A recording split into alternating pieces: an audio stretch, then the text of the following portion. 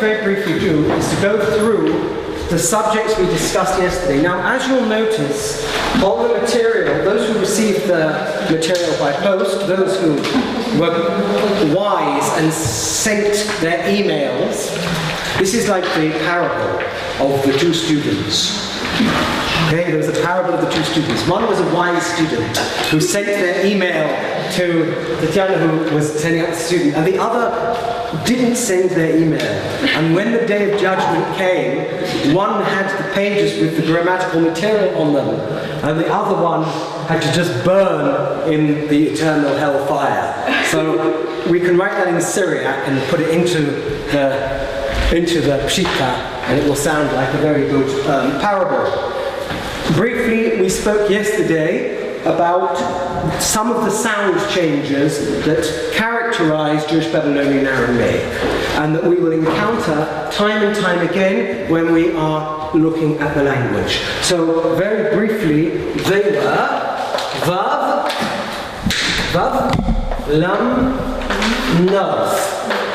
Okay, and as I said, we shall repeat Vav Lam Narf until you are sick of Vav Lam Narf, but you shall know it. By this shall they be judged. That's the loss of these phonemes, these sounds at the ends of words, is extremely common in Babylonian Aramaic. And as I said, the better the textual source, the more we find this is a phenomenon. So if we look at early manuscripts, we find it a lot. And when we come to look at later printed texts, we still find it, but in lesser measure.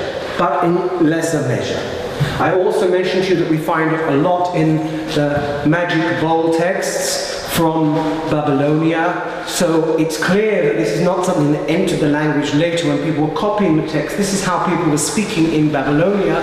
And it doesn't surprise us when we know what real spoken languages are like, that they don't pronounce them like they're written in the old-fashioned language. We mentioned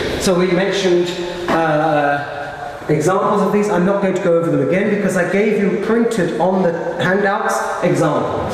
We also mentioned the loss of U, A, and E at the ends of words, and I mentioned this also found in classical Syriac. So this is whereas classical Syriac usually writes these letters and doesn't pronounce them, in Babylonian Aramaic they will frequently not be written. Even in the best text, they will often not write them. So, we mentioned for things like the verbs, ktav instead of ktavu. We mentioned the pronouns. For example,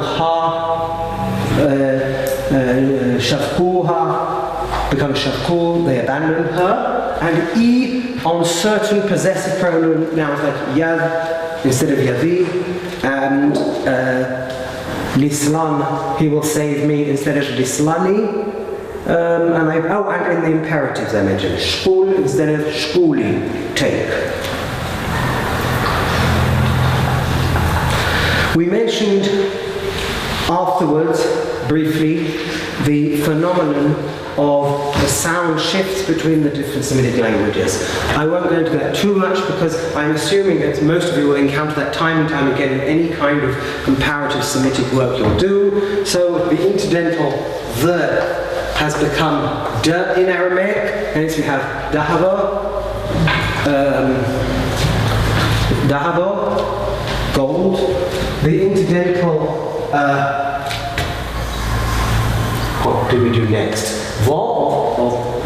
We did this one, which in Hebrew is sadi, and in Aramaic it has merged with tho, and hence we have haita, meaning summer, and hence children in Israel go off for the summer to the qaitana, to the summer school, because of the fight, of course, where everything is taught in Aramaic, naturally. We have this sign, which is sometimes presented by Arabic bob, because in Arabic it's the bob, which has become ayn, hence ard in Arabic is ara. And we have fa, the historical pronoun fa, put the little stars there, although there are some people who say we don't put the stars there. Doesn't matter. Fa has become te, hence teles in Arabic, shalosh in Hebrew, but tlot in Aramaic. And these are so common that we see them in all words where these phonemes existed, and that's very common. Now, a phenomenon that I wrote on the sheet for you, but I didn't discuss with you yesterday, is the loss of the laryngals and pharyngals. First of all, in early Aramaic already, the line of Arabic, the ra, has shifted to ayn. Those who know Arabic will know that we have the ra sound, and this has shifted to ayn in reasonably early Aramaic texts, and people have written about when precisely this happened. 3rd century BCE, in the Septuagint it's still present, hence this gentleman who's mentioned in the book of Tobit, Ru'el, is Raguel in the Septuagint translation, with a G. So we see they were still pronouncing it up until maybe the 3rd, 2nd centuries. It's not quite clear. Perhaps this was a learned pronunciation. By the time you come to Middle Aramaic, there's no evidence for it. It's already been elided. In Babylonian Aramaic, so we had this line, and we had the ayn, and in Middle Aramaic they have both shifted to the ayn, but in Babylonian Aramaic this has shifted again to aleph or nothing. So there is an enormous amount of evidence, particularly in popular texts, in the magic bowl text, a lot of evidence that the ayn was no longer being pronounced as it is in Hebrew and in Arabic. It's no longer pharyngeal R, it's just pronounced like aleph or not at all. And hence we find, in some manuscripts and in the text on the magic bowls, spellings like aleph resh aleph ara, meaning earth, for ara. Now, we know this has happened in many languages, Semitic languages, they've lost the ayn. We are not surprised by this, because it's so common in Semitic languages. The other change that is very clear is that while we have in early Semitic language the cha and the ha, they have both merged in Middle Aramaic to ha or ha, depending on the dialect. So the Proto-Neo-Aramaic dialects may have had cha, some of them, and these have ha, but they've merged. In all the dialects they've merged. In Babylonian Aramaic, but this is not the case. This I'm putting in brackets because this is not the stage that we find in Babylonian Aramaic. Maybe in other dialects of Aramaic we have this, but in Babylonian Aramaic this is merged into he. And this is characteristic of all the Mesopotamian dialects. We find in, I say Mesopotamian, not the northern Mesopotamian, the southern Mesopotamian. I'm sorry, but not always. Always. No, okay, I'm going to come on to this. So, this is the question. Was it always or was it not always? In my opinion, it was always. We see from the magic bowl texts in all of the languages of Eastern Aramaic, except for North Mesopotamian, that is not in Northeastern Neo-Aramaic and not in Classical Syriac. But when we come out further south in Babylonia, we find that on the magic bowl text written in the Syriac letters, and the Syriac characters, they often will exchange he and het. They will write het sign where they're supposed to be he, or they will write he sign where they're supposed to be het. So that clearly those dialects weren't really using this. And again, we have to distinguish between Classical Syriac as a language that was used, presumably originally spoken in a form in northern Mesopotamia, in Turkey of today, and then becomes the literary standard throughout the Eastern Christian world, Aramaic-speaking world, and between the use of this script to write other people's spoken languages, which were pronounced very differently from the way that Classical Syriac was spoken. So we see in the Syriac bowls is the case the Mandaic language has already lost, in the earliest attestations, it has basically lost the het and he, So they are both represented by a single sign, which is this. That's the sign. And this represents what was etymologically and what was etymologically, and there's no distinction. And this is the case in Babylonian Aramaic. Now in Babylonian Aramaic it's very difficult to decide what was really going on, because although in Syriac we clearly have one sign, in Hebrew, in Aramaic script, hey and het are very, very similar. Very similar. Some of the scribes of the magic bowls that we have make no distinction whatsoever between these two signs. And the implication seems to be the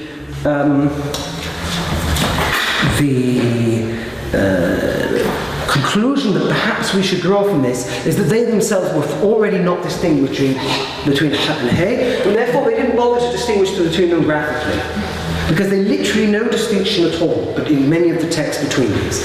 Other texts will use them. Sometimes we find that they will write, in manuscripts, they will write the het where there should have been he historically. So it seems that, like the Syriac, they were not pronouncing this. And I garnered some evidence for this in an article I published in Aram. I can't remember when it came out, because the date written on it and the date that Aram comes out are completely... the connection, it's like the Saussure, you know, the connection between the number on the volume of Aram, the date, and the actual date in the world is entirely arbitrary. There's an arbitrary connection between the two of them. So I can't remember when it came out. But I wrote it in 2007. But it's very, to me, it's very clear that they were not pronouncing this, and it comes through time and time again that ayin and het were not pronounced as ayin and ha in Babylonia. They merged into a and ha, or were completely elided. So, therefore, we have in Aramaic, and I mentioned this example, what in classical Syriac is, what in Hebrew is the root hazar, and in classical Syriac is Hadar, the Dalet and Reish, Hadar is in Babylonian Aramaic He Dalet Reish Hadar. And this never appears with the het. Never ever in any Talmudic source does this, and it's very common verb, will it ever appear with the het sign. Never. And there are many words like this that will never appear with that het. And therefore the implication is that we seem to need to conclude that this het was simply not pronounced as ha. It had simply merged with the he. I think that's quite clear.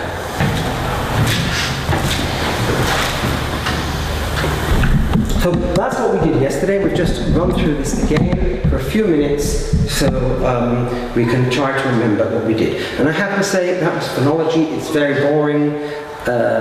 It's something we need to learn and get out of the way, because we can then come back to it all of the time. So now we come on to morphology.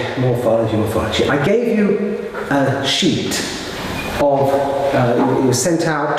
No, it wasn't sent out. What we sent out was an email, it was an address of a Google Documents where you can download the materials. That way, anyone has a computer, a tablet, or whatever, they can bring it with them and we can make reference to those materials. So the first sheet I gave you has a sort of big overview of all of the forms, and that will tell you everything you ever need to know about much of the morphology of pronouns and verbs. So I'm hoping that little page will be of good use to us. So we're going to start, for some arbitrary reason, by discussing the independent pronouns. And I'm not quite sure why I start with independent pronouns. There's a tradition in grammar to start with independent pronouns, so I always start with independent pronouns and then I come back to them again. Because the so-called independent pronouns are going to be very, very important to us for the verbal system. So let's erase all this awful phonology and get straight down to the exciting stuff of the independent pronouns.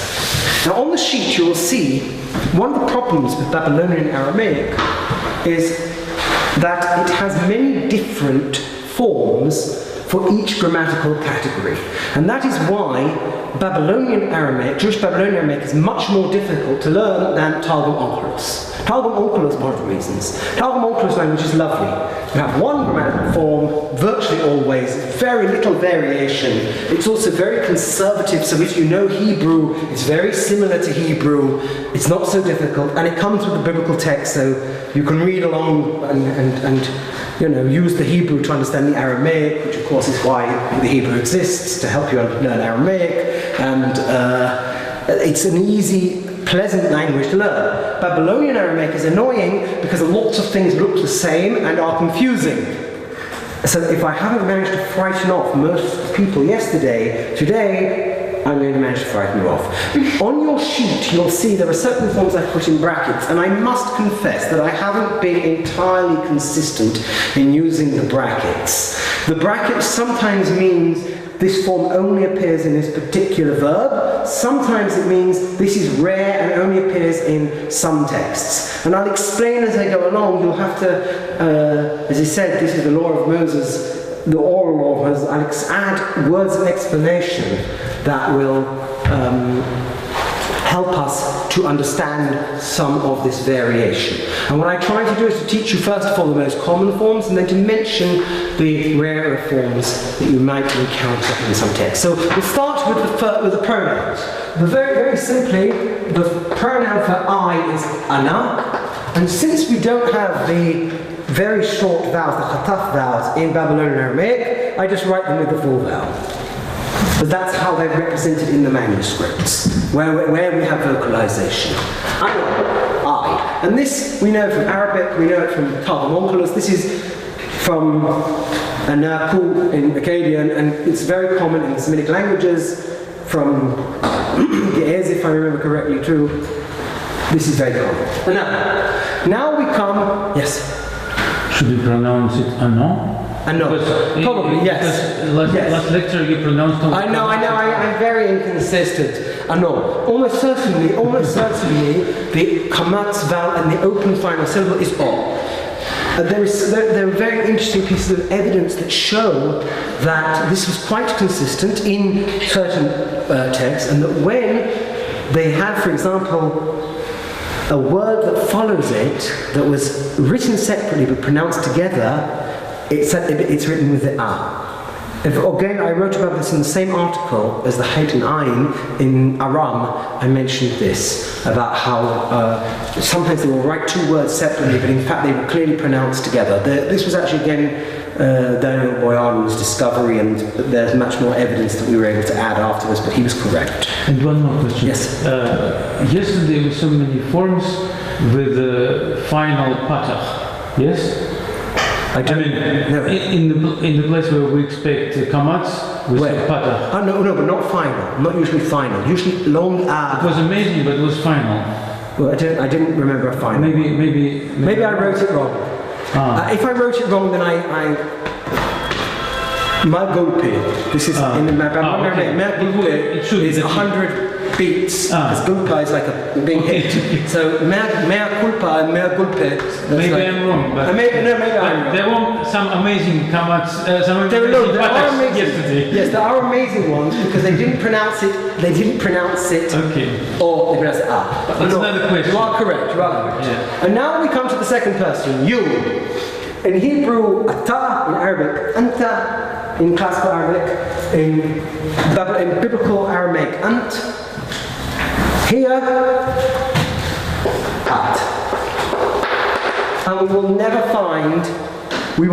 find the nun, except in exceptional old-fashioned types of writing, which again are characteristic not of the Talmud, but of later writings, or of very formal registers, maybe in documents that are cited in the Talmud. So we have to distinguish between the language that the Talmud is written in and other Babylonian dialects that may have been known to the right authors or known to later authorities, in which they occasionally will write in very formal language, very old-fashioned language. But this is not what they were clearly not speaking. So this is one common singular. This is second masculine singular, second feminine singular, you, should be something like anti or atti, which is what we find in earlier texts, but we just find at. No distinction between these two, because, why is there no distinction? The E dropped. Because the U and the A and E have dropped. And even if they had survived in early Aramaic, they've disappeared here. It's a debate about when they disappeared, but it's irrelevant to us because by the time we come to our text, they're not here. Now we come to third masculine singular. We have the form which we might expect from Aramaic, who, and in Babylonian Aramaic, it is almost invariably written with the final aleph, which is like in Targum, it's an influence of Hebrew spelling. Because we see that in all other dialects of Aramaic that weren't influenced by Hebrew, non-Jewish Aramaic dialects, they already are not writing the aleph in the Persian period, in the Achaemenid period. And so clearly they weren't pronouncing this from very early on, but the fact that the scribes who wrote Jewish texts also were writing Hebrew texts and were educated first of all on biblical texts brought them to use the aleph also for Aramaic texts, because there's no evidence they pronounced it. However, along with the form who, there is another form which is quite common in the Talmud, ihu. And this is not unique to Babylonian Aramaic, to Jewish Babylonian Aramaic. We do find it very occasionally in the Mandaic dialect. The Mandaic dialect, ihu. But it's quite rare there, it's much more common in Babylonian Aramaic. In Jewish Babylonian Aramaic, it is extremely common in the Talmud. Not found in the magic bowls as far as I recall to this date. Somebody's going to find a bowl tomorrow in Iraq and then I'll be proven incorrect, but that's quite possible. Third feminine singular, he or e. And the question is, where does this e come from? Ihu, he. It seems to be, as we'll see when we get to this side of the board, influence from the plural forms. Those who know their Aramaic dialectology well will know that there are three forms of the pronoun for third masculine plural in biblical Aramaic: himon, himon, and inun. Inun. The feminine has only, I think, inin appearing, and if I remember correctly, there may be a creative there, but I can't remember. And inun and inin are the basis for all later dialects that use the pronouns. So the e from the plural seems to have made its way into the singular. It's extremely common. If you look at Neo-Aramaic dialects, cross-paradigm influences are so common that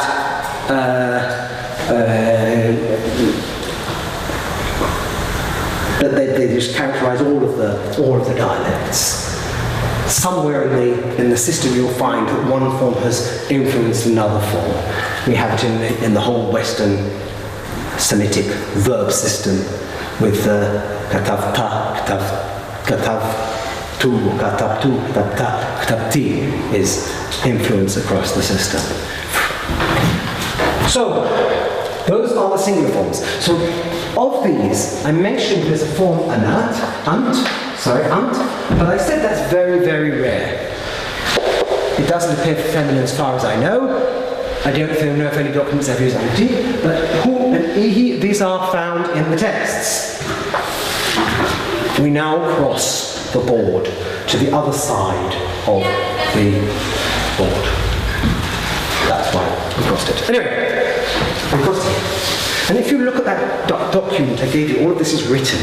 Oh. So, you found it? Yeah. Yes. Which one? Here. Did you find on the first one?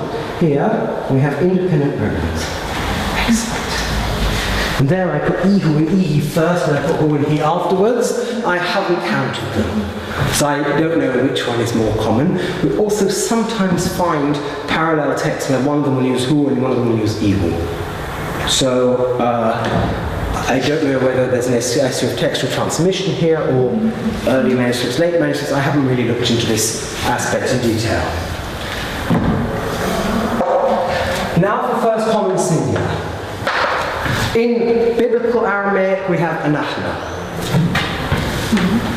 Anachna, which is, sorry? Oh, sorry, plural, thank you very much. Plural, yes. In biblical Aramaic we have anachna, which is the form also in Targum Onkelos. However, many of the later dialects use the form that's used in Babylonian Aramaic, anan. Occasionally in Gaonic texts, in late or very formal texts, we will also find anachna.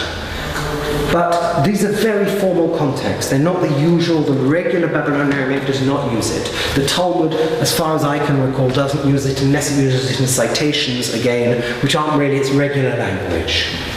So that is our form. And now we come to second masculine plural, sorry. I'm being videoed, so I better behave myself. Second masculine plural. And the second masculine plural is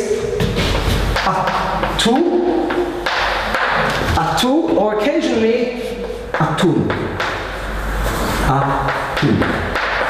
So we have here a process.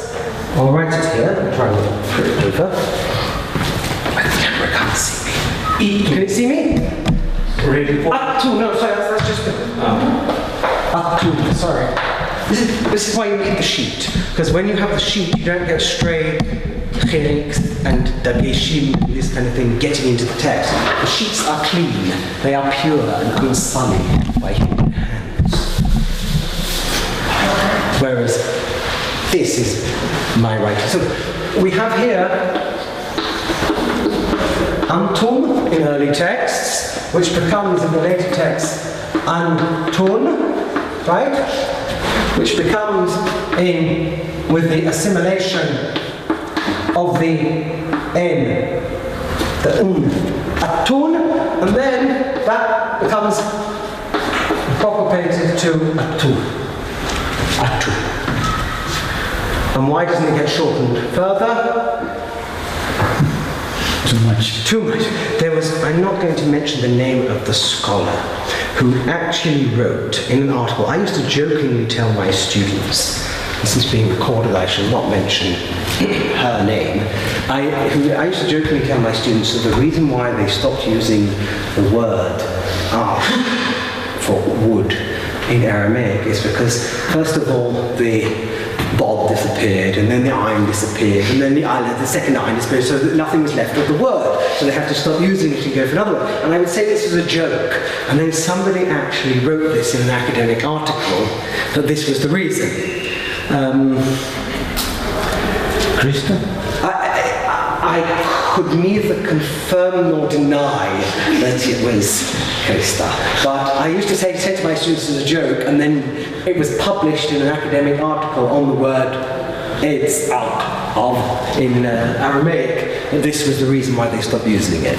So I thought, okay, because there are other languages where they have single syllabic words or or whatever, and they managed to use them, but the Arameans alternative. Now, here we have a problem, because this form, second feminine plural, is not attested in the Talmud.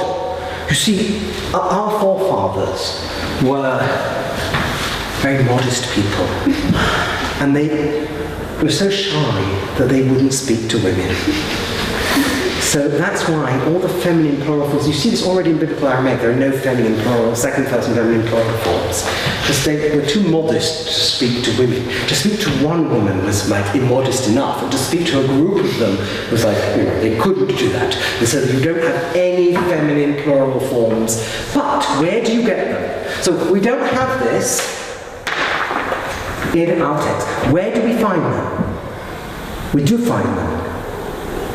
We find them in the magic bowls, because the magic bowls are written against Liliths, against evil females who come and haunt the males.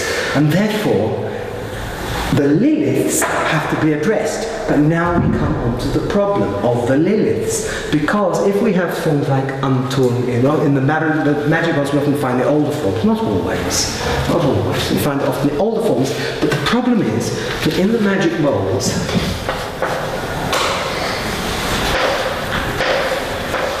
we have spellings like this. And the bowls usually do not distinguish between Vav and Yod. Now we would expect a form like Antin or Atin. But the problem is the only way to distinguish in the bowls between Atun and Atin is to know whether this is a Vav or a Yod. And since we can't know, it's somewhat arbitrary. In a lot of our editions, and I've been involved in these publications a lot, we write Antin. But there's a degree of arbitrary kind of grammatical decision here, I admit, and I think we've written about this in the edition, saying we have written it this way, but we can't be absolutely certain. There are certain forms that are now attested. I've written about them, unfortunately, in Hebrew. I hope I'll publish it one day in the same article in English. I was even thinking of doing it for the thing that comes out with, is it Bibel and Babel? Maybe translating it into English for that, because it's about missing feminine forms. Then I'll discuss some of them here that are now attested in the magic bowls. So there are certain. I think one clear example is in one of the Barissa's bowls.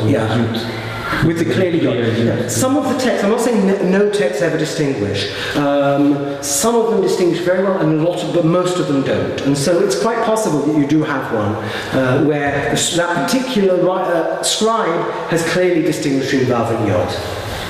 But many of the scribes don't. And in this case, they clearly pronounce them differently. It's just that the difference is so subtle that you often can't see it. So we don't have, in any case, it's not attested in the Talmud. So unless you are going out to address some Liliths, which unfortunately I have to do on a regular basis, but because I deal a lot in magic, but unless you're doing that, you don't have to worry, because the Talmudic rabbis never spoke to women. I don't even think they spoke to their wives. Anyway, now we come to the third person plural. And in a minute I'm going to address the difference between the printed editions and the manuscripts, but third masculine plural. The standard form is inhu. Inhu. Now, if you remember, I've said, well, you have to remember very far back, as I said a few minutes ago, that in biblical Aramaic we have himo, which serves as both the nominative and accusative forms. Wa'haltev himo be'kiryat v'shamrain himo, and we have himon, and we have inun. These are the three forms that appear in the biblical Aramaic. In Talmud Onkelos, this form is used, inun. So it seems that this form has developed from inun, and that the hu here is probably a possessive pronoun. It is probably an analogy to the possessive pronoun.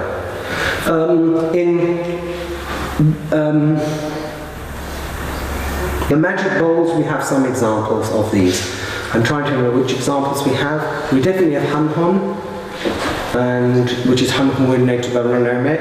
This is very important. This will be very, very, very important to us, because as in biblical Aramaic and as in Talmud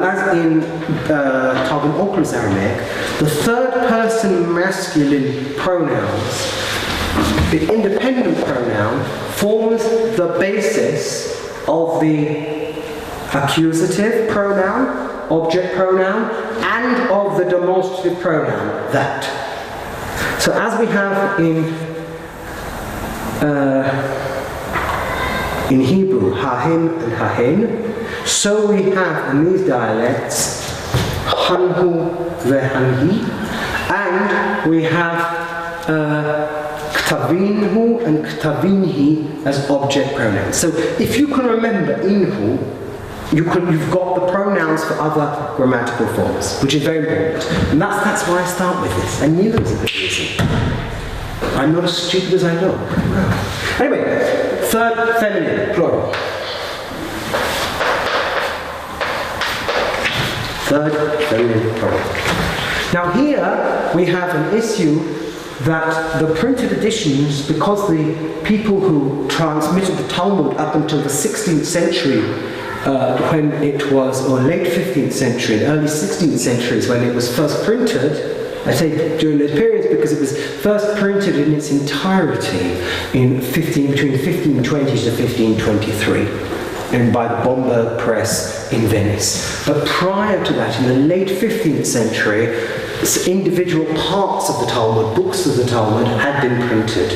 And some of those printed editions were based on better manuscripts, and some of them were based on less accurate manuscripts. So when we talk about printed editions, we're actually talking about a series of editions, but all of our editions today are based on the Bomberg edition of 1520 to 23. It was a standard Talmud that somebody will study from today is based on a relatively late text. And so those texts happen not to be particularly accurate. They were manuscripts that were available to the printers in Venice in the 16th century. They weren't the best sources. So in those sources, they didn't always have the distinction between the feminine and the masculine. But in the manuscripts, we have inhu, inhi, inhi.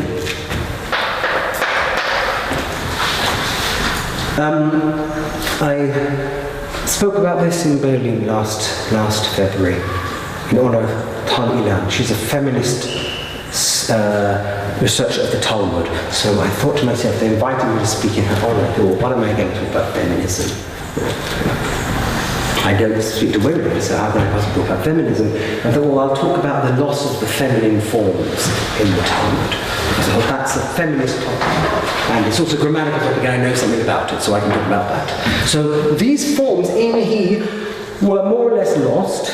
The first scholar, I believe, if I'm correct, if I remember correctly, to mention this is actually Caspar Levias, who found it in Yemenite manuscripts already at the start of the 20th century. He looked at manuscripts that had arrived in America from Yemen, and he found these forms, the feminine forms. So it was quite interesting. He was the first scholar to really use manuscripts to come back to the language of the Talmud. So here we have ana, at, hu, he, anan, atu, inhu, and inhi. Now, why are these so important? Why are they so important, and why do we begin with them? And here I'm going to slightly anticipate a subject that we'll have to discuss a lot, and that is things that happen to the verbal system in Eastern Aramaic. Who here has studied Syriac? Some of you have, yes? A little? Just begun. You've begun. Okay, because the big breakthrough of the Eastern Aramaic dialects is that the pronouns I, you, are attached to all verbs. All verbs. Now we know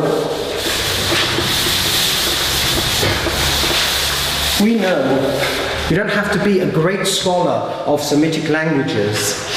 You do have to be a great scholar of Semitic languages, but you don't have to be a great scholar of Semitic languages to realize that if we have a form, say in Arabic, anta, and we have a form, ka, tab, ta, this is you, masculine, masculine singular, and we have an, ti, and ka, tab, ti, or in Hebrew, Ata, ktavta, ve'at, ktavt.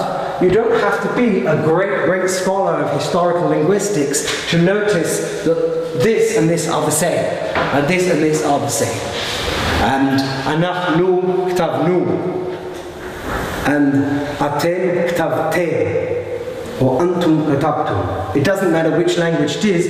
You don't have to be a great scholar of historical linguistics, because any speaker can hear it, that there's a relationship between the pronoun and the pronoun that appears on the verb.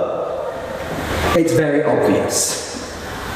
So, the breakthrough of the Eastern Aramaic dialects is that those pronouns for first person and second person are required. They become part of the verb also for the participles. So if we have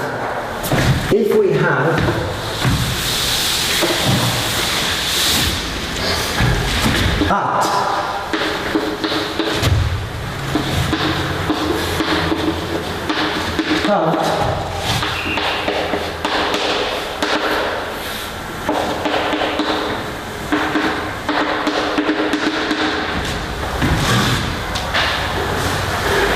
or anan,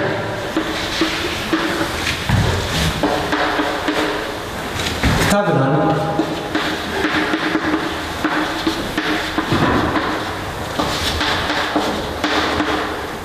in the past tense, in the participle form, we write, or we are writing, we have the participle, katvin, and then we have none.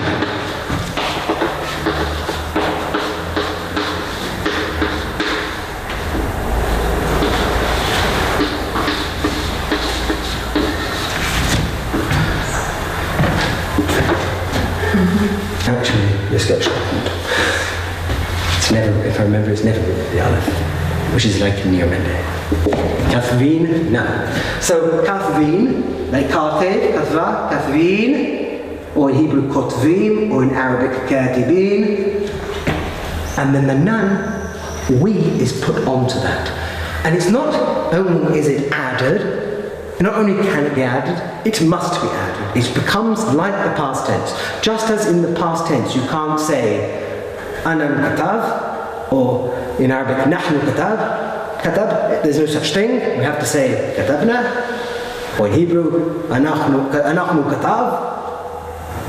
It doesn't exist. In Eastern Aramaic, the first person and the second person of singular and plural must have the pronoun added to it. It becomes a paradigm, an entire system. So then a lot of our wisdom goes into trying to analyze these verbs where the pronouns at the end often make them look like the past tenses. We have to become very clever to distinguish between what here is a perfect and what here is a participle. And I'll teach you some tricks as we go along of how we learn this. But anyone who has learnt Neo-Aramaic of any dialect will know that this is the case, except for Western, not Western, any of the Eastern Neo-Aramaic dialects, or anybody who has studied classical Syriac will know that although they write them separately, they pronounce them together.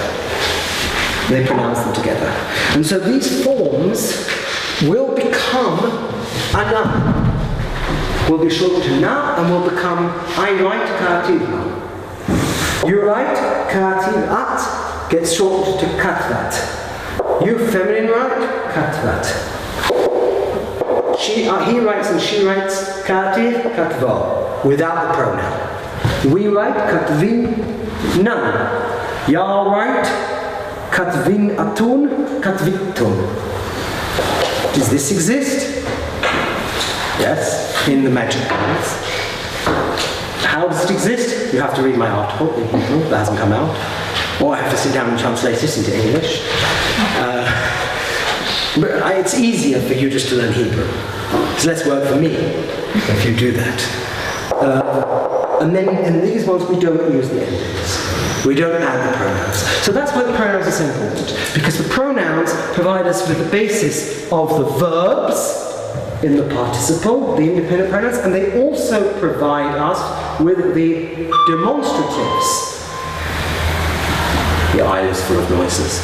The demonstratives for they and they, them. And also the object suffixes for them and them. How are we doing this time? We're doing very well. Thank you very much. I shall now have a small drink of water. Here's one I prepared earlier.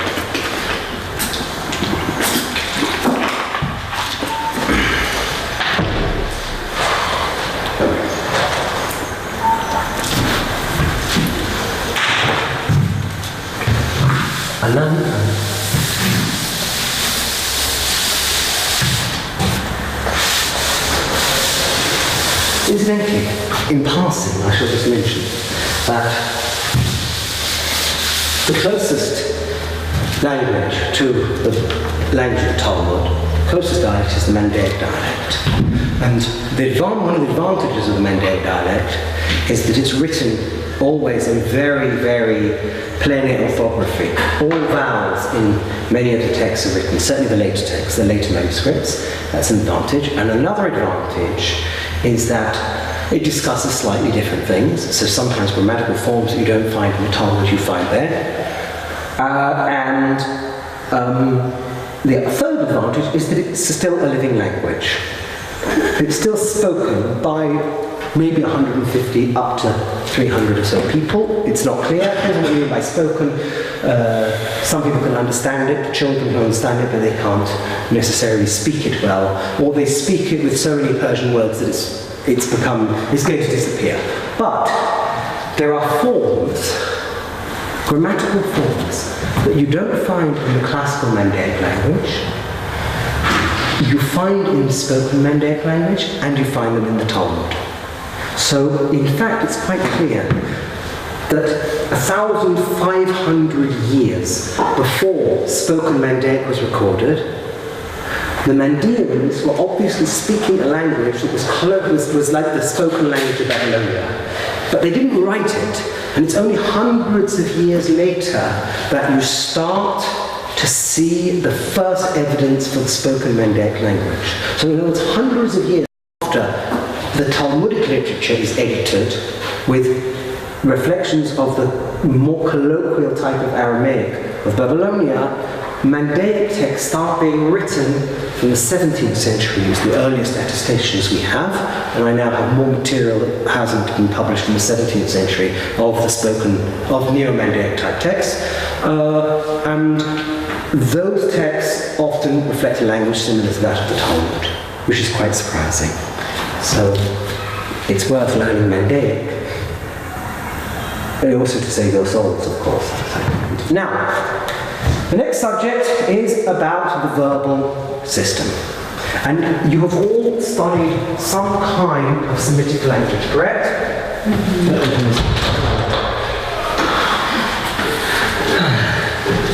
You've all studied some kind of Semitic languages. And you know about verbal stems, yes? The G stem and the D stem and the C stem and all that kind of stuff, yes? So I'll ask you, what is a verbal stem? Or binyan, as they like to call it, or wazn in Arabic. What is it? I know this is a difficult question. This is the first question I always ask my students because it's such a difficult question. It's like a kind of form? It's like a form or a pattern. It's a form or a pattern that gives some kind of meaning, has developed in kind of having some kind of meaning within the verbal system.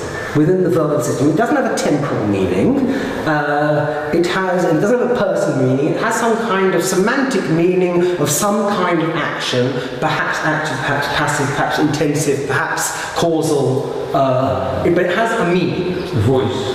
A voice, yeah. Well, that depends. That depends on how we relate to the binyanim, to the verbal stems. Whether we regard them as being active passive, whether that also develops later within the system. But basically, and so that's the first thing. The second thing is that the patterns are more or less based on augmentations, on additions to the verbal stem. So I make those additions either by adding primarily consonants, mostly consonants, not so much vowels.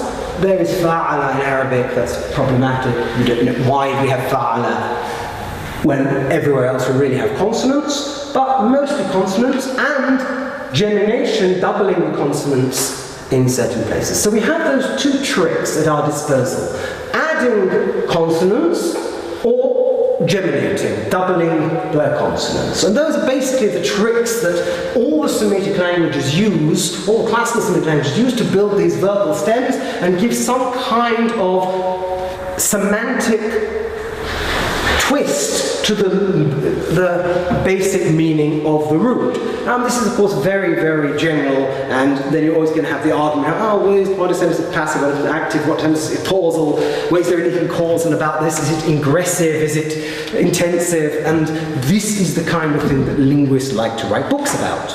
But from our perspective, just taking it from the morphological perspective, leaving aside for the moment the precise semantic meaning of the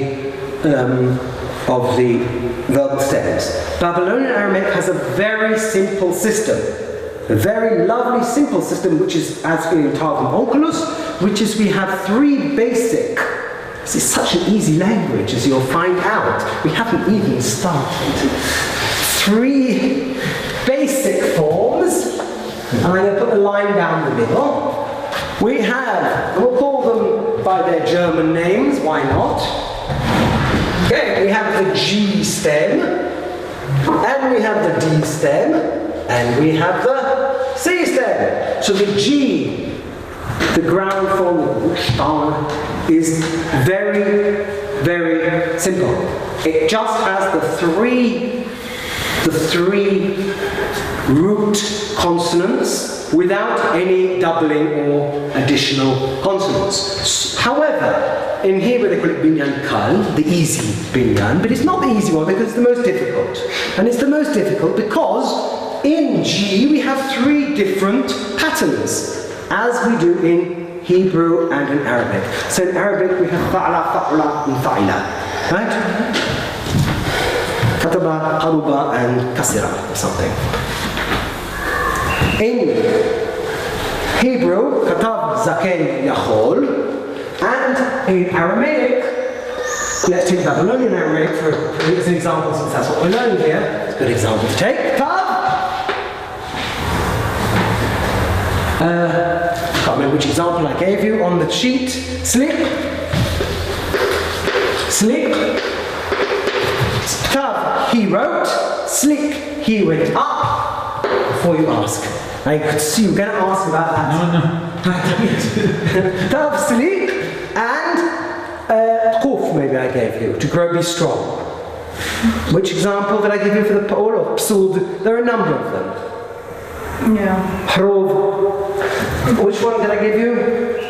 Or didn't I? I didn't. Okay. Well, I'll give you Tkuf. It doesn't matter which one I give you because there are three stems. This one is quite common. This one is fairly common, and this one is extremely rare in Babylonian Aramaic. There are a few roots. I have a list somewhere. When we get to it, I will give you a list of roots that go in the A, E, and A, U, like you have in Arabic, where you have the perfect and the imperfect, and you have to learn those. I actually have a list, quite a nice little list, of examples of the different patterns that we have in Babylonian Arabic. The D, yes? But because of the graphics, it might as well be Tkif. No. In the manuscripts. I mean, Not in the best manuscript of Babylonian Arabic. No, it's very clear. It's very clear. You have consistent. very consistent. In certain things, nahit, nahat, maybe you have, I think in Targum also you have nahit, nahat. Sliq is always sliq. Now, the advantage of Babylonian Aramaic over something like Biblical Aramaic, but with Targumopolis, is that this middle vowel will always be preserved. So, for example, I wrote Kthavi from Kthavith. I went up Sliqi from Sliqit. It's not like classical Syriac, Silqeth. It's not like Biblical Aramaic, Silqeth. This will always remain. So that's a great advantage to us, that we will see these vowels coming through. So that's the first one. And then we have the D, where we double the middle radical. And the example I always like to use is Habbi, because it's so common. Habbi, he received. Habbi.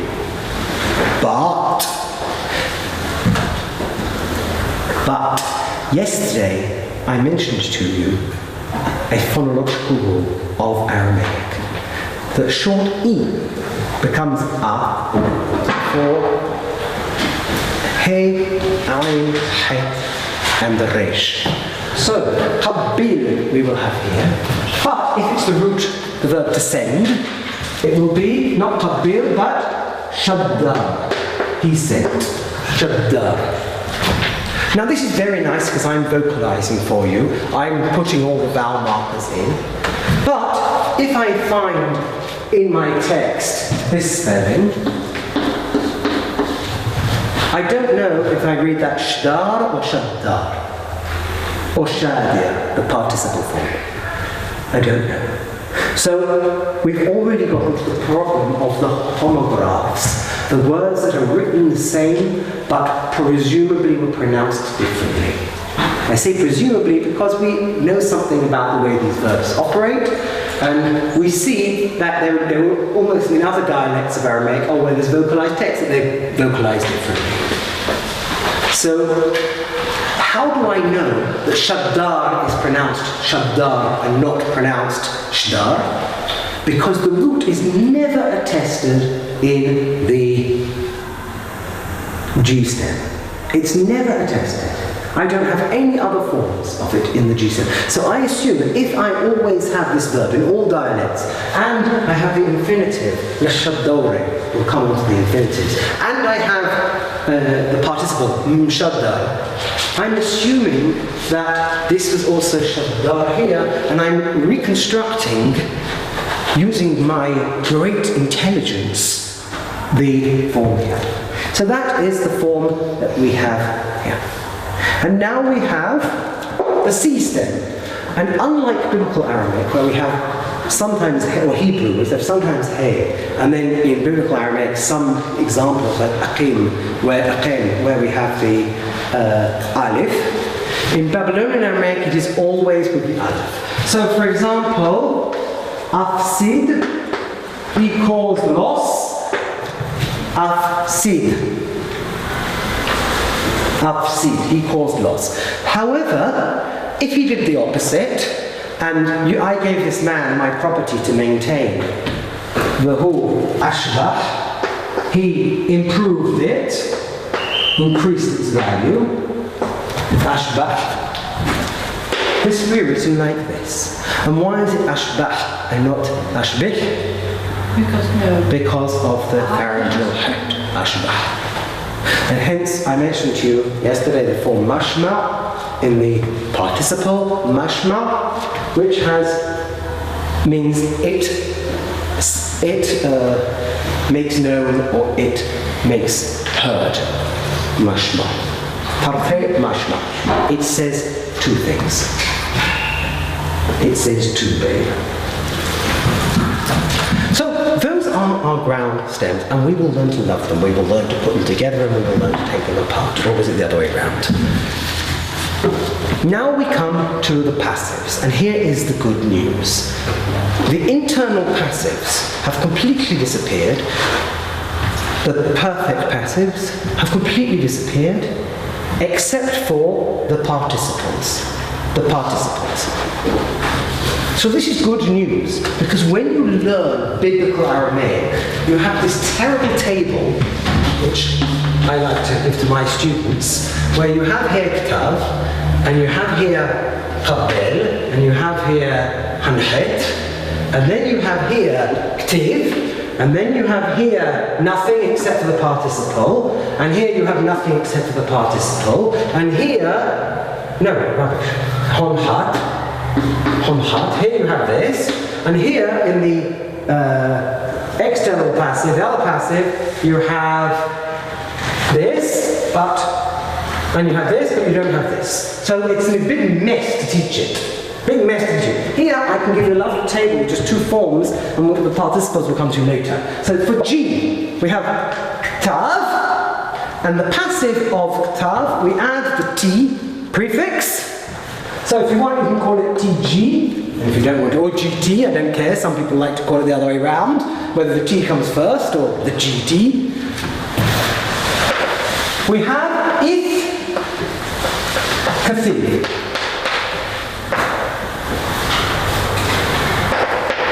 If kathir. The N stem, the mif'al or infa'ala, or napros from Akkadian, doesn't exist in Aramaic. So if anyone tries to sell you an Aramean end stem, you immediately know that they are a fraudster. Okay, if somebody over the internet writes to you and offers you an end stem at a good price, you know they're lying, right? Because it doesn't exist in any Aramaic dialect. So, if kathir. Now, the rule of being annoying in the Semitic languages means that where you have ah here, ktav, you will have e here, just to make it annoying. But to make it even more annoying, if it's a third root, and now of course I can't think of an example that doesn't have a shin in it, let's give you the really complicated one, ishtama. Ishtama. Ishtama. What is ishtama? It was heard. This is the itpa'in. We have the metathesis of the sibilants, but we also have, instead of ishtamid, ishtama, because of the ayn. Because of the ayn. Excellent. Now we come to this one. This one. And that is qabbal. So the passive of qabbal is if qa. It's going to get more difficult. If qabbal. Note shrahi, which is very, very significant. If qabbal. Tagesh. It's qabbal. So what have we done? We're adding the ta to the beginning of the gemination. And again, under the rule of being extremely annoying, where we have e here, qabil, is qabbal. Qabil is qabbal. And now we come to this one, afsid. And what we saw in the other examples is that I take the root letters. And I take, for example, ksav, the vowel here, and I add to it if, and I get my passive. I take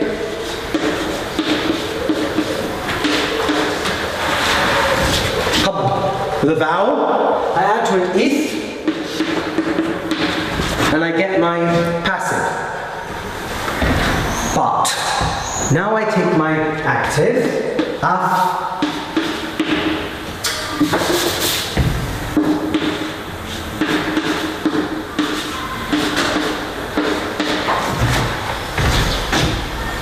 afsid, and I want to make my passive.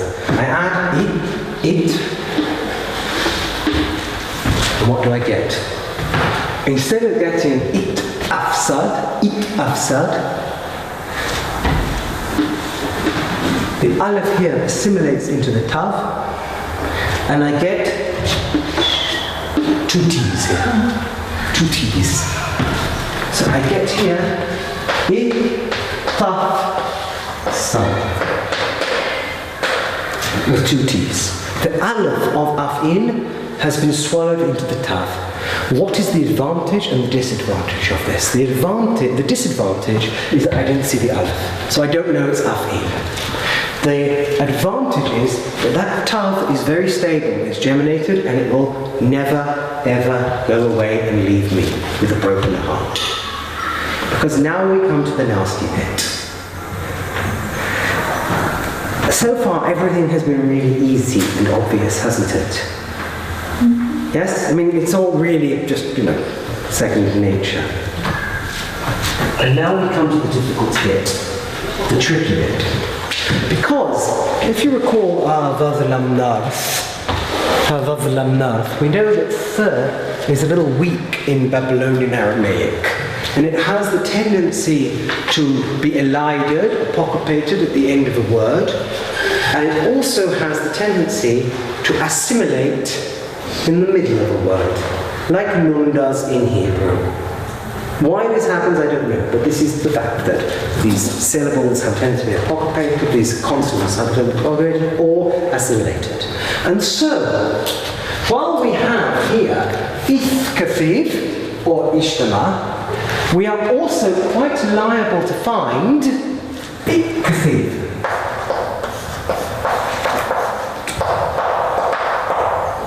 With the germinated kaf, ikkafiv. Ikkafiv. And here, for iskabal, we're also quite liable to find, in the texts, ikkabal. With the germinated kaf, for iskabal. Now again,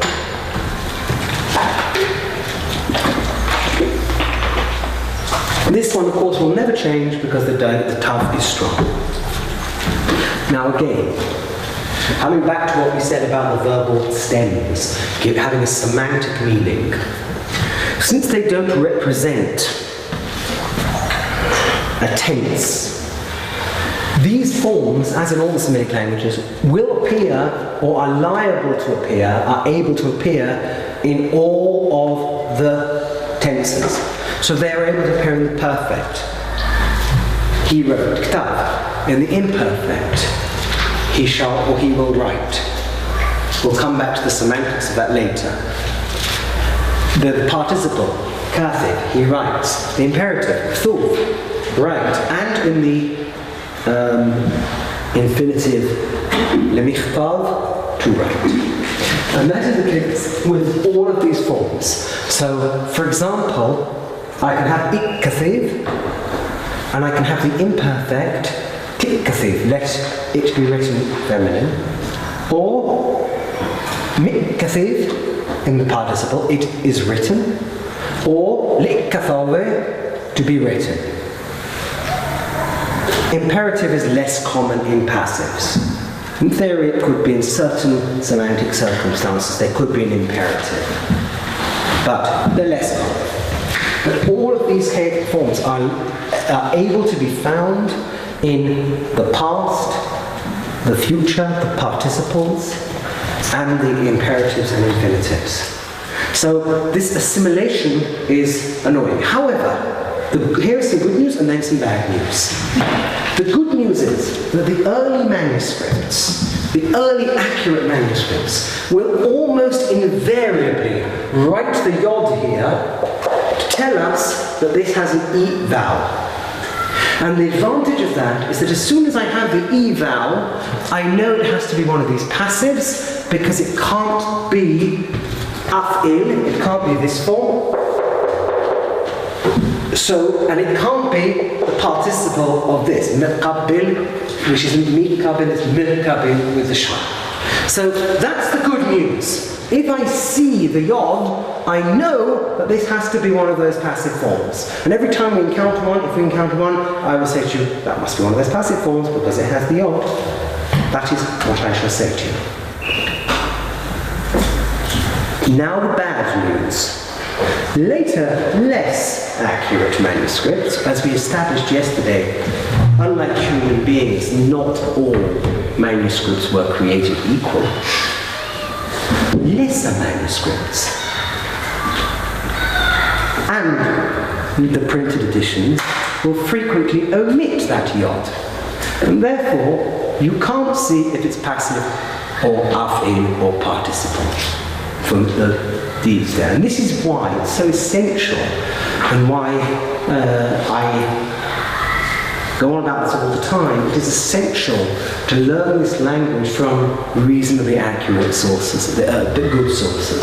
Because if we describe the language based on late manuscripts, we're losing all of the finer points that were known by people who really spoke the language.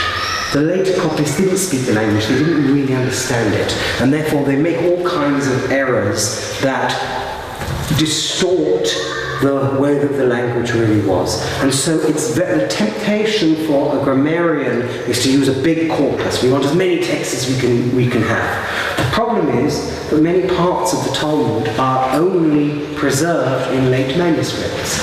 So if you're a lexicographer and you have to write a dictionary of the Talmud, you have no choice but to use those late manuscripts, because you have to include all the words. But when you're a grammarian, you have to give much greater weight, much greater importance to the earlier manuscripts than you give to the later manuscripts. And if you don't do that, then what you're doing is mixing in a lot of noise, distortion into your grammatical description.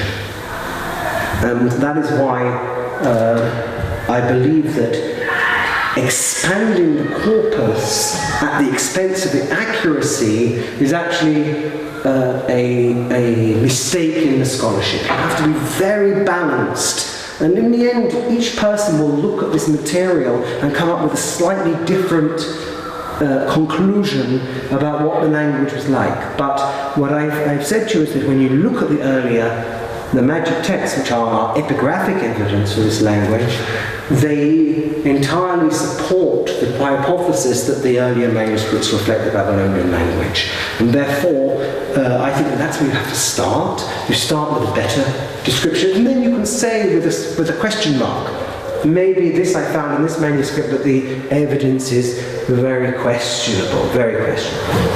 So, how are we doing for time? I think what we're going to do is we've got one more subject we'll run through today. We've done a lot. We've done the personal pronouns, and there's a lot. You can't take it all in. I'm aware of that fact. We'll do one more subject, and then we shall stop. And you'll all go home. Now, what I will give you, the next thing that you'll get from me will be a little thing on the verb patterns, a little table, but also an exercise. And the way I work is this. Because the classroom time is very limited, what I do is this. I give you an exercise, and because we're meeting every day, we're going to have to kind of keep on top of this a little bit. I give you an exercise, and you go home and you do it. And then the next day, I give you the answers. And then you check yourself. You check it yourself. And then what you do is you come and ask in the class only the ones that you didn't understand why you were wrong. Because most of the time when we're learning a language, we make mistakes, but when we go back to the book, or when we see the answer, we understand why we were wrong. This is when you're first learning language. You say, I got that confused with that. This is the answer now. Why was I wrong? I see why I was wrong.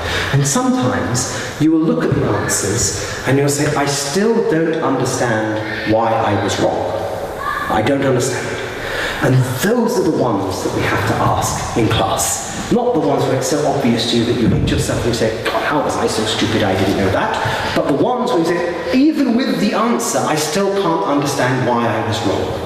And there are examples like that too when you're learning language. So to save time in the classroom, because we have very little time, and I do this when I'm teaching my students as well, I always give the answers there. I'm able to do it 1 week or within a week, first 3 days, 4 days, and then the next day they go and do something else. And that way you're practicing, but you're also seeing where you made your own mistakes, and you have the opportunity to come back and ask. So the last subject we'll do today, we have 15 more minutes. We started 5 minutes late, so we're going to finish 5 minutes late.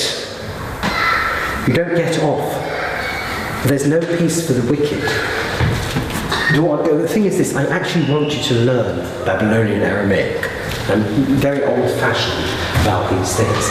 So what we're going to do now is have a look at the perfects, the endings of the perfects. And again, the endings of the perfects will serve us for all verbs, with the exception of the lamed yod verbs, the third yod verbs, which have their own endings. And again, since you've all learned some kind of Semitic language during your short lifetimes, you are going to understand what we're talking about.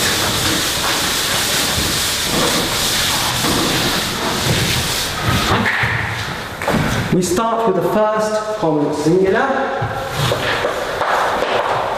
And these endings, again, as in all the Semitic languages, are used for all of the verbal stems and all of the weak stems.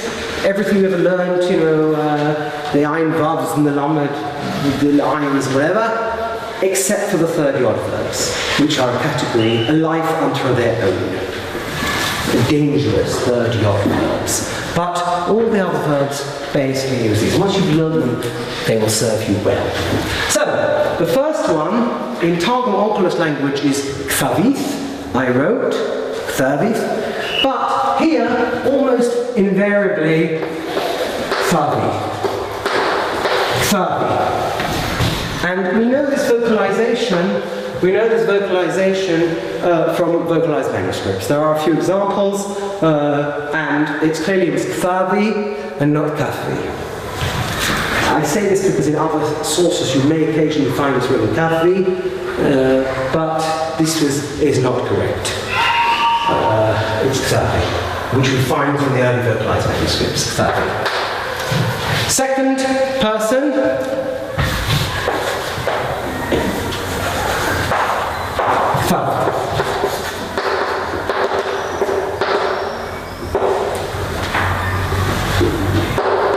And you'll notice I deliberately don't write the shva, the unvocalized shva. In Babylonian text they never wrote it. And it helps us to understand the structure. Now, in the older Semitic language, ktavta, the a has been elided at the end of the word, so ktav. Second feminine singular. Ktav.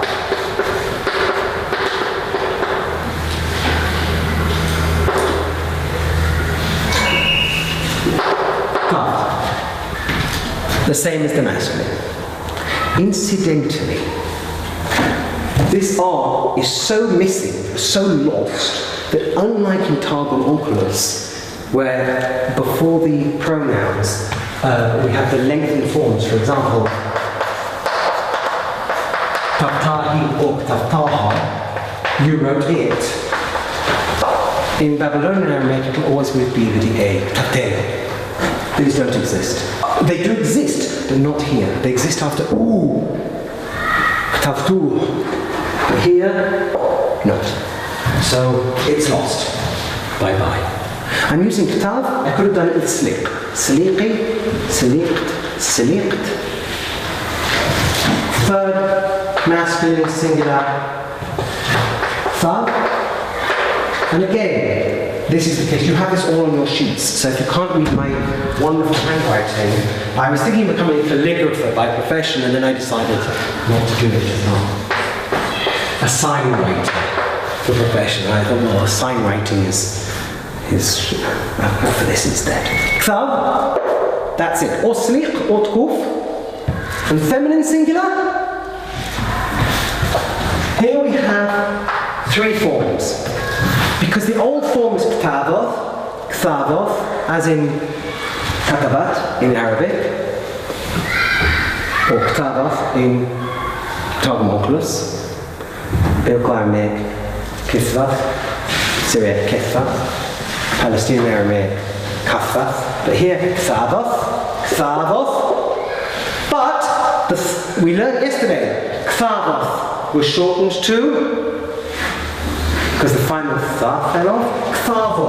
So the very common form is Ktavo. The vocalization is very, very rare in manuscripts, but it seems to have been Ktavo. I apologize for my terrible writing. Ktavo.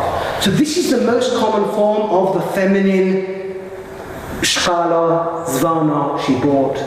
Very, very, very common in the Babylonian. For feminine singular, she did. And the R ending looks like Hebrew, katva, and looks less like older Aramaic and Arabic at, or Ge'ez, or Akkadian, or whatever you wish.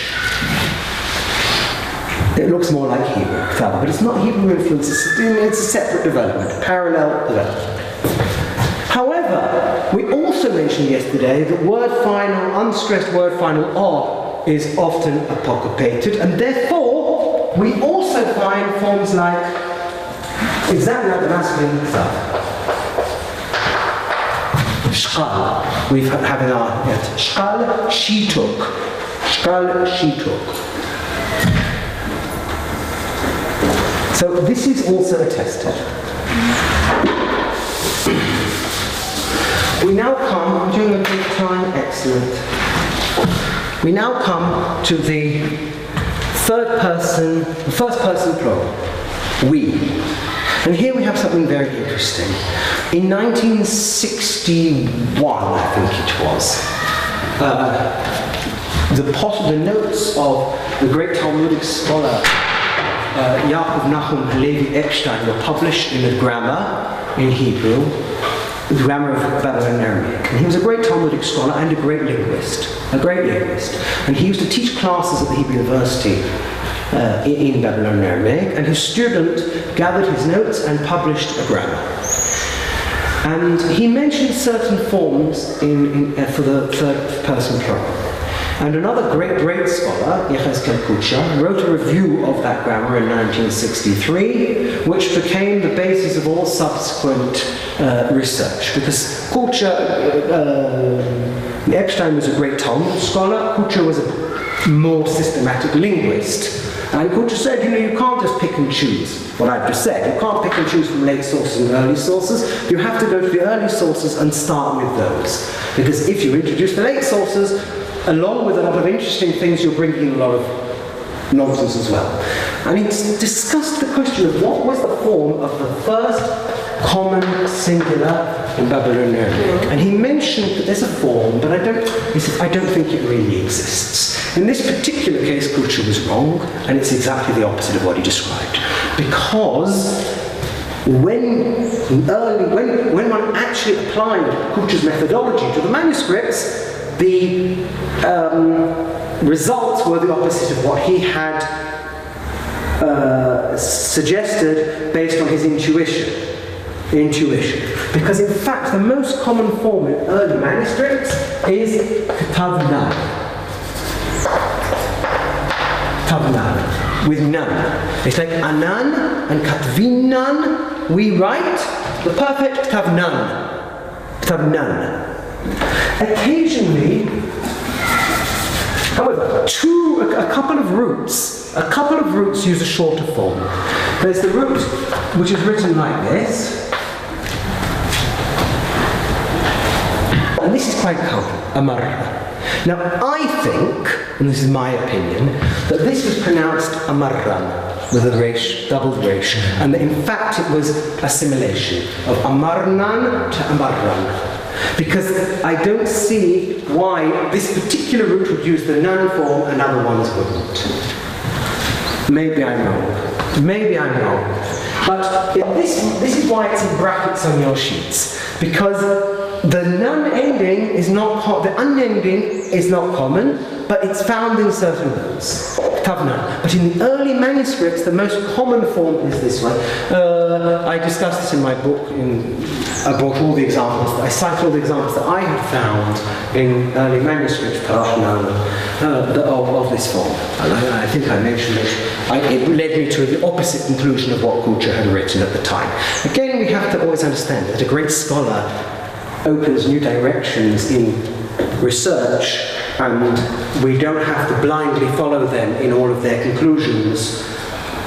They still remain great scholars. So Kucha was undoubtedly the founder of the modern study of Babylonian Aramaic, but some of his conclusions we can't agree with today because we have additional material. First comes singular. Now, yards. Second, masculine, singular, plural. Thank you. You're absolutely right. Take that off the table. Plural. Jarl wrote, Tavtu.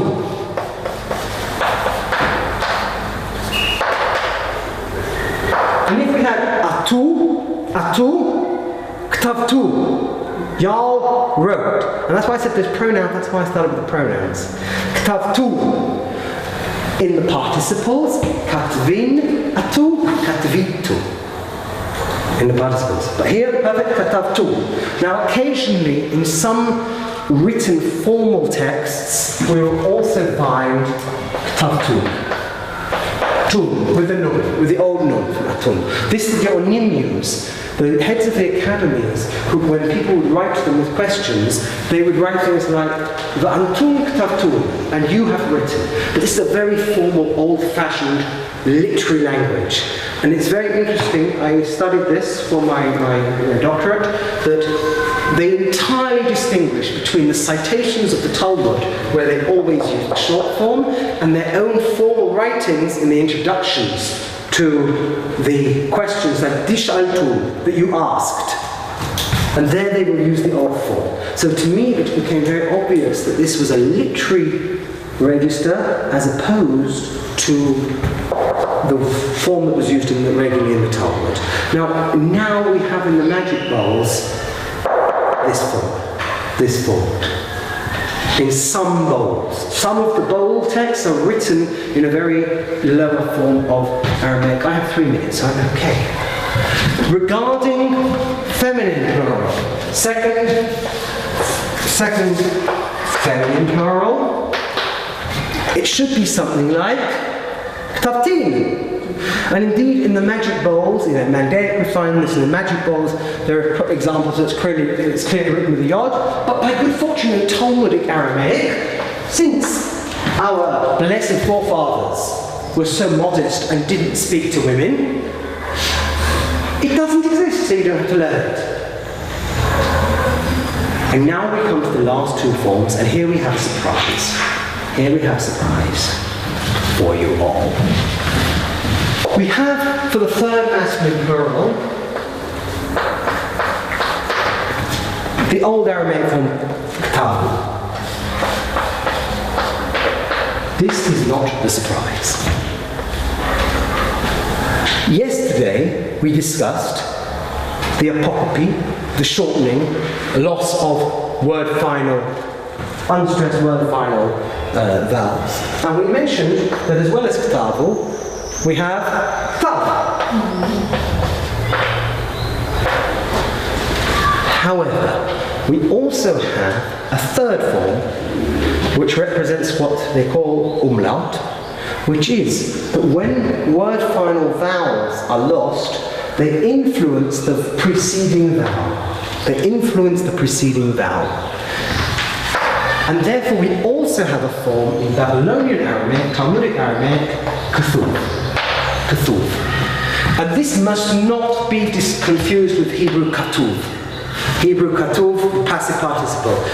This is less of a problem here in Israel. It's a big problem. The students read it and they assume that it's katuv because they're so used to seeing that spelling and reading it that way from Hebrew.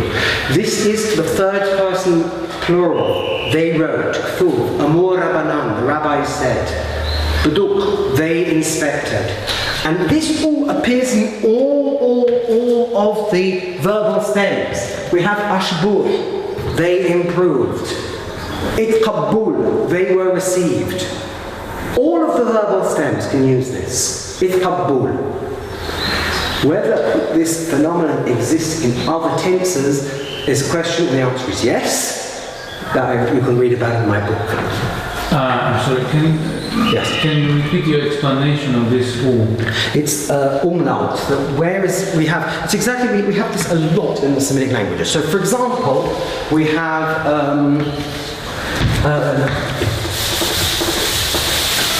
if we take Arabic, for example, yaduka and yaduki. Yaduki. Yes, but in spoken Arabic, idak and idik or idik. And here, the E of the end that's obviously been shortened. Here, yadka has become idak. And yadki or bet, maybe I should use bet. Betak and betik, or betek is betka and betki. We have that.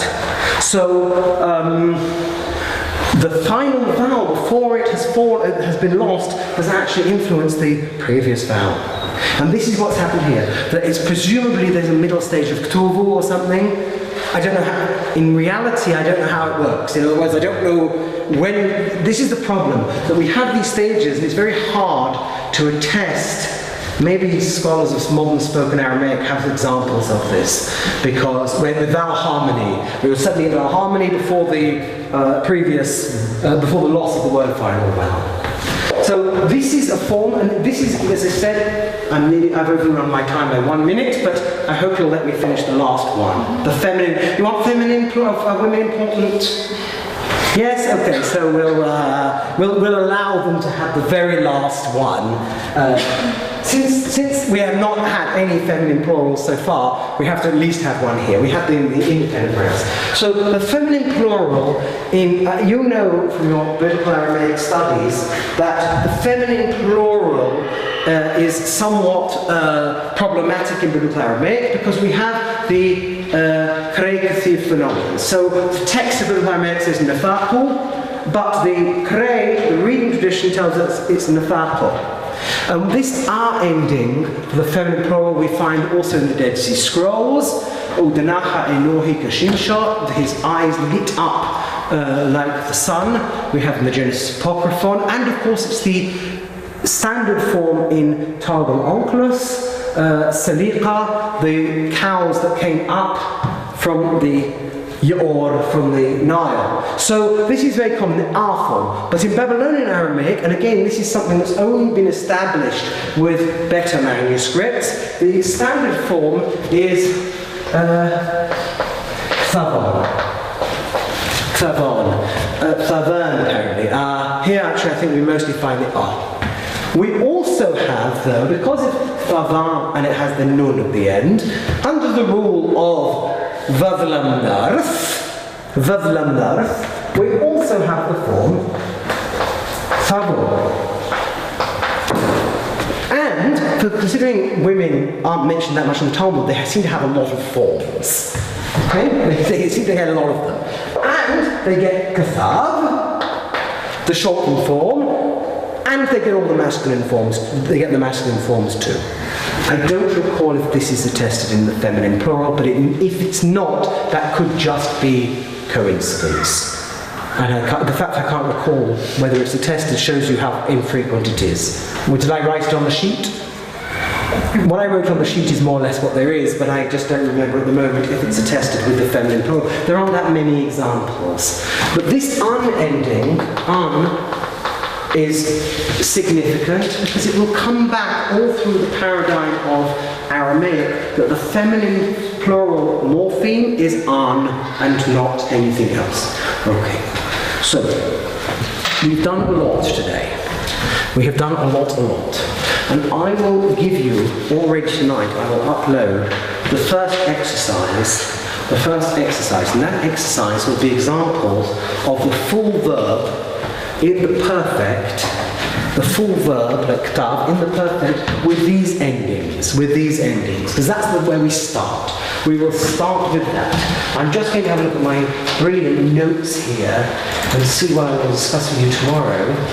With my secret password in case you decide to steal all of my breakthroughs in the study of Babylonian Aramaic and market them. So we've done the verbal stems and we've done the perfects. Yes, so tomorrow our plan of action is the noun pattern, nouns. So you've heard a lot. We'll go back, we'll do an exercise tomorrow morning or whenever you have time. Are you taking lots of classes? Yes? That's rather a lot. Well, I'm going to be the nastiest of all of them because I'm going to be the most demanding. The most demanding, because this is a demanding topic. And we've overrun by 5 minutes, but it's worth overrunning just so that we can finish the topic. So we've seen this, any discrepancies between what I wrote on the board and what is printed, the printed edition is superior. The oral tradition here is not as good. And I will see you all tomorrow.